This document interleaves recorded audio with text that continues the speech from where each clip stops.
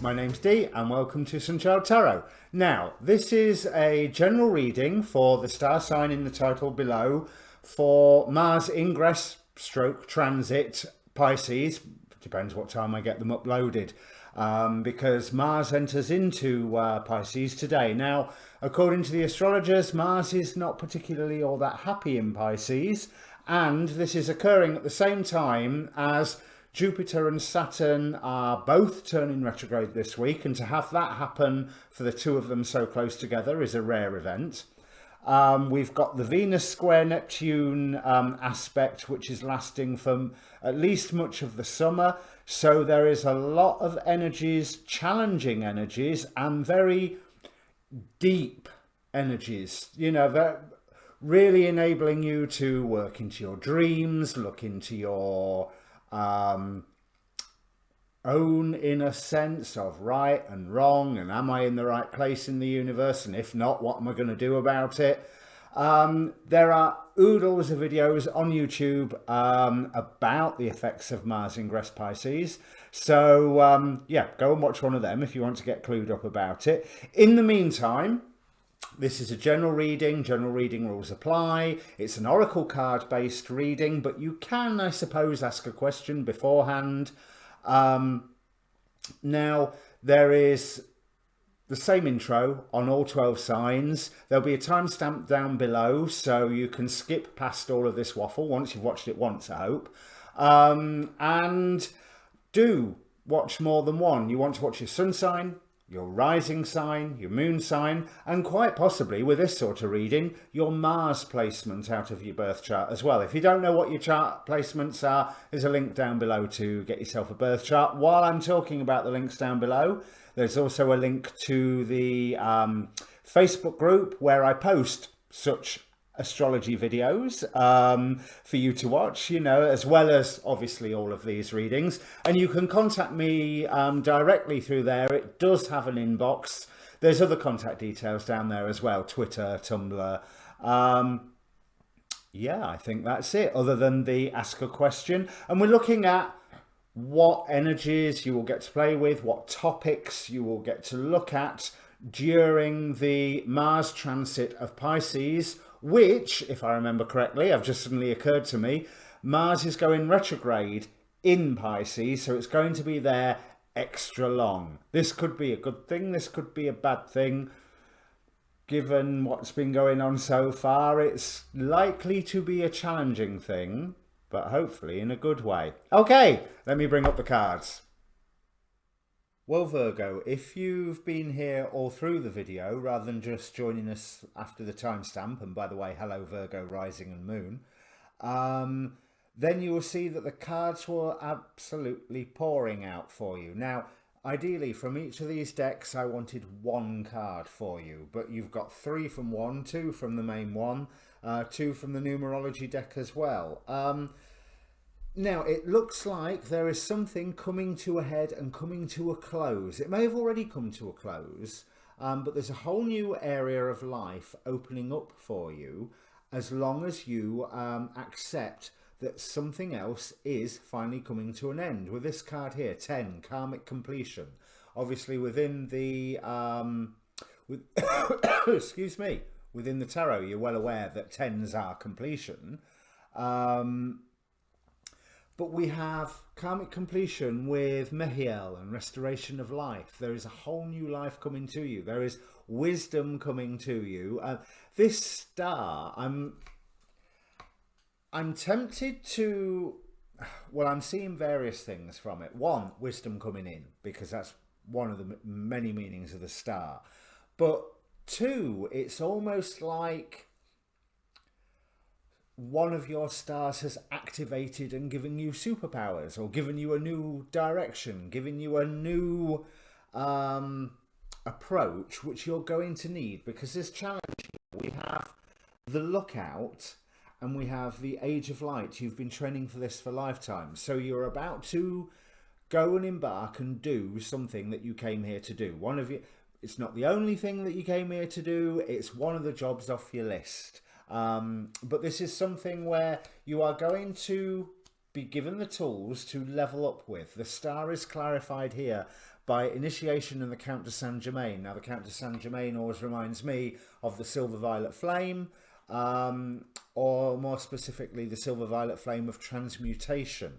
So we have, and we've got the Judgment card down here. So again, there's that sense of transformation, possibly from something external, since you've been training for this for a long, long time, but you need to keep your eyes open with this lookout card for whatever is going on around you. And what is going on around you offers you some form of transformation. But with the Three of Swords here, it's not necessarily going to be easy. It may well be that a project that you are working on right now, well, we've got back and forth and taking steps. And I'm really getting the impression of from that is one step forward, two steps back. You know, so you are making progress, because Six of Pentacles here indicates, out of many things, it indicates commerce, it indicates you healing. For me, the Six of Pentacles can be quite a magical card, as in you are providing a charitable or an energetic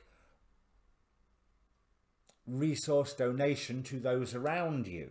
I'm not feeling like the pinch of poverty with it, where you're going to the money lender. It's like, no, you have this thing that you are revealing to the world, but it is marred slightly by something that you have lost. But with the Sands of Time here, all things in their time, all things pass away. If I was using the Agilarium, I imagine the Raziel card would have come up to say, I think it's Raziel,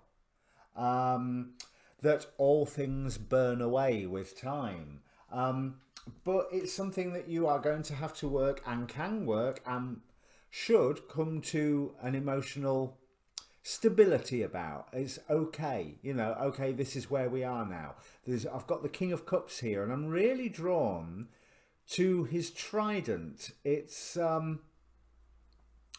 seeing it as, well, one, so we've got the image of Neptune there, so we've got the image of, you know, the deep spiritual stuff, but also just as a symbol of power. This is my dream, and my dream has not changed.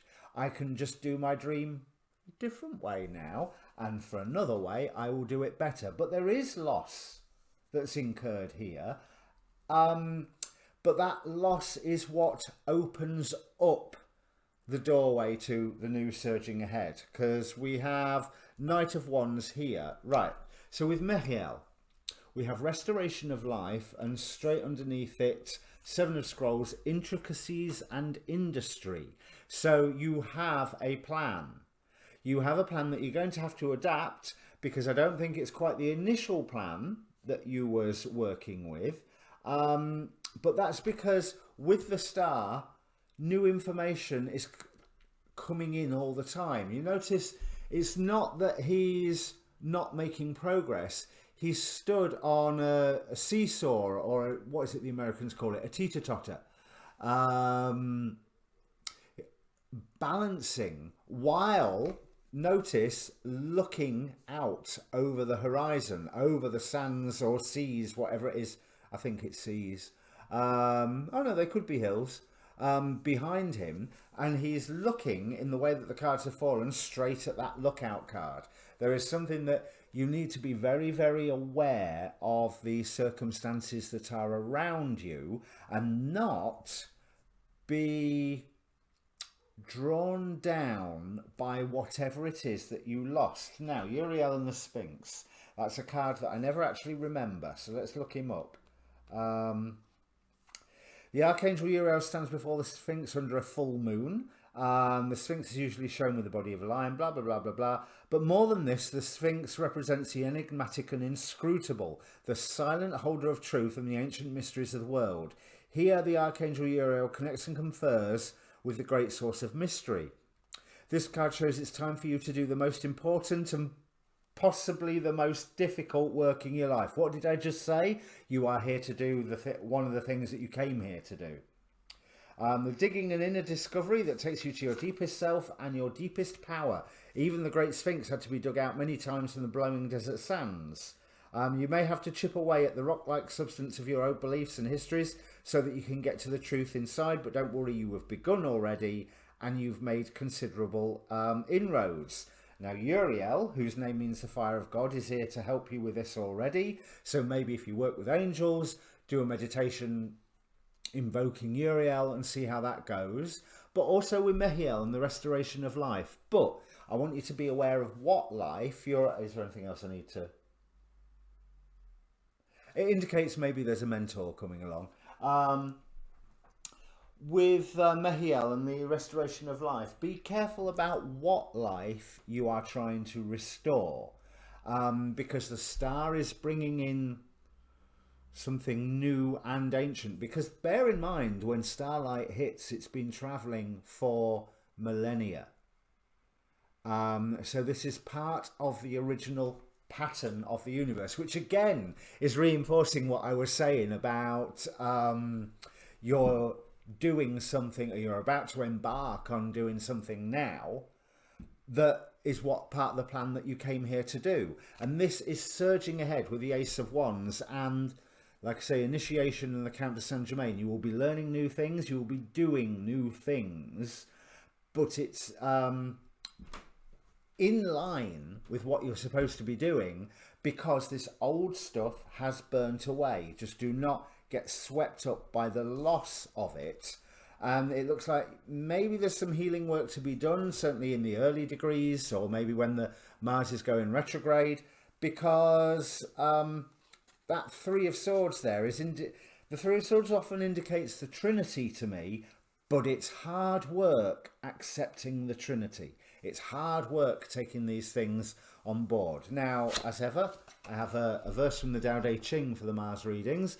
Decreasing, verse number 48. In the course of learning, one increases every day. In the course of the Tao, one decreases every day. Now, this card has come out already on these Mars Transit Pisces readings, but it had a different emphasis last time I read it. I can't remember for which sign, but one of the earlier in the zodiac signs. Decreasing and decreasing until doing nothing. Doing nothing, yet everything is done. That is why he who aims at rulership should let things take their course. Should he try to interfere, he is not worthy at aiming at rulership. So those things that are being lost, those things that are coming to completion, let them, because there is something new coming for you straight after.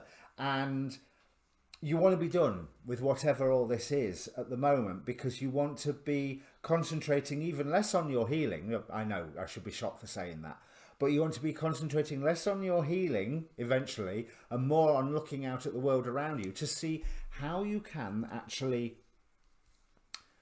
affect for the positive your environment. Card number 44. We've also got angel message 22 here, because when this thing comes into completion, you are able to explore the effect that you have been having on your environment, whatever that means. And I may mean birds, trees, air quality, all of that sort of thing. I may very well mean it, but it may be more your energetic environment, and whatever angel message 44 and 22 represent. Because we have the Two of Scrolls, two worlds, torn between two worlds, trying to be one thing when you have been another. And because you're trying to be the new thing, you're missing the old thing. But when you were doing the old thing, you really, really wanted the new thing. The example the book uses is that you were a monk in the previous life and now you're a Wall Street executive. And as a monk, you wanted to get out there and explore the thrust and parry of the stock market world. But as a Wall Street person, you're like, I miss the peace and serenity. I miss the religious observance. I miss the inner connection that I had with that. So you've got a foot in both worlds at the moment. Maybe you should make plans to choose one or the other, because that's the Three of Wands here. Sorry, I kept seeing the Two of Wands. Three of Wands. Oh, well, that takes out the angel message 22, doesn't it? But I really do feel like there is a choice that will come to you that you have to grab one of them, and you will keep getting news about it, like that star card was recommending for you. But if you accept restoring that sense of life rather than the old life, rather than what you've lost, restoring that sense of life, you will find something that you can dive in with a fascination. And let's face it, Virgo, you like to be fascinated. You like the intricacies of all things. You know, you get to surge ahead. I mean, we've got 2 surging ahead cards towards the end of the reading here, all about the new stuff. Ace of Wands, Knight of Wands. So look towards a new project. Don't bemoan the loss of an old thing. And if you've already got some form of creative project on the go, I don't think that's been entirely abandoned, but I think your priorities are going to change. Okay, Virgo, if this means anything to you, comment down below. Press like, share, subscribe while you're there, especially subscribe. Other than this, there'll be more readings coming out for you soon. So click the notification bells or join the Facebook group that's down in the description. All right, cheers.